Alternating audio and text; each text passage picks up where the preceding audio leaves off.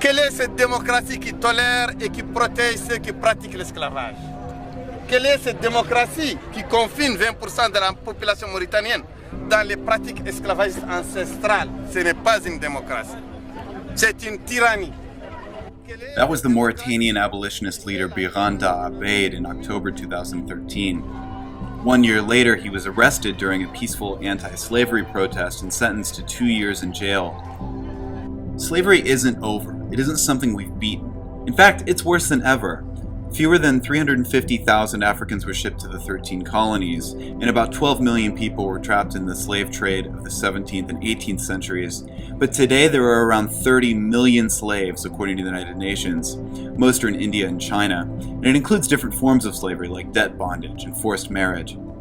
No country has a higher proportion of slaves, though, than the West African country of Mauritania. There, they still practice what many of us associate with slavery. It's racial, it's ancestral. Slave-owning families inherit the children of their slaves.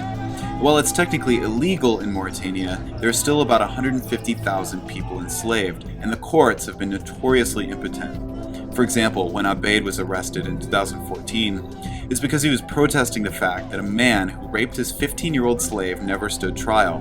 That slave, though, was taken to court for having sex outside of marriage. Charges against her were fortunately dropped. But as of this week, activists say it seems like things might be changing in Mauritania. On Wednesday, 2 slave owners were convicted under the anti-slavery law and sentenced to 5 years in prison. And last week, Abeid was released from jail.